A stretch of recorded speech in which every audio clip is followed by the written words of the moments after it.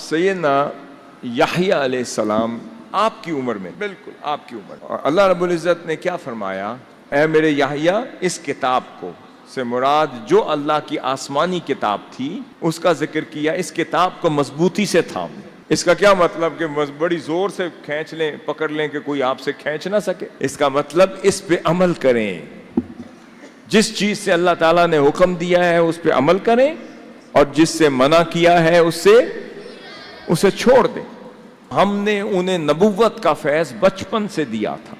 اللہ رب العزت کا نام جہاں خدا کا ذکر ہو جاتا تھا رونے لگ جاتے تھے۔ اور سیدنا زکریا علیہ السلام بعض اوقات مجلس میں دیکھتے تھے جب اللہ رب العزت کا اور قیامت کا اور قبر کا اور خوف کا ذکر کرنے لگتے، کس کا؟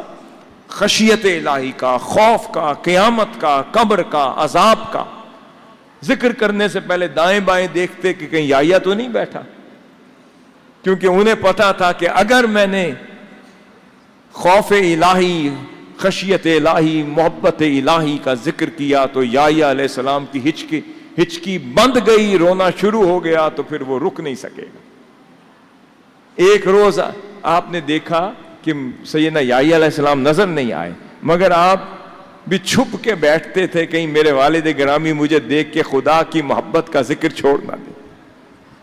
تو ایک روز آپ نے ذکر کیا اور آپ نے سن لیا، اور اتنی ہچکی بندی کے ہزاروں قطار رونا شروع کر دیا، اور اتنا روتے گئے، اتنا روتے گئے، اتنا روتے گئے کہ پھر وہاں پر کسی غار میں چلے گئے اور رونا شروع کر دیا، دن اور رات روتے چلے گئے، یہاں تک کہ آپ کی والدہ اور سیدنا زکریا علیہ السلام کو ڈھونڈتے ڈھونڈتے اس غار کے دہانے، اس کی دہلیز، اس کے دروازے تک پہنچے، اور وہ رو رہے تھے، اور آپ نے سمجھا کہ ملک الموت میری روح قبض کرنے کے لیے آ گیا۔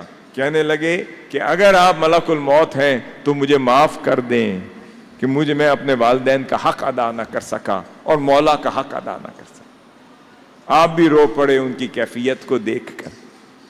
دیکھیں آپ کی چھوٹی چھوٹی عمر ہے، سیدنا یحییٰ علیہ السلام کی بھی اتنی عمر تھی۔ جب ان کے دوست ان کو کہتے تھے کہ یحییٰ علیہ السلام چلیں، آئیں کھیلنے کے لیے چلتے ہیں، آئیں کھیلنے کے لیے چلتے ہیں، تو آپ فرماتے ہیں کہ میں کھیل کود کے لیے پیدا نہیں ہوا، میں کھیلنے کودنے کے لیے پیدا نہیں ہوا، میں تو کس کے لیے پیدا ہوں؟ خدا کی عبادت کے۔ اپنے والدین کے لیے بہت ادب والے تھے۔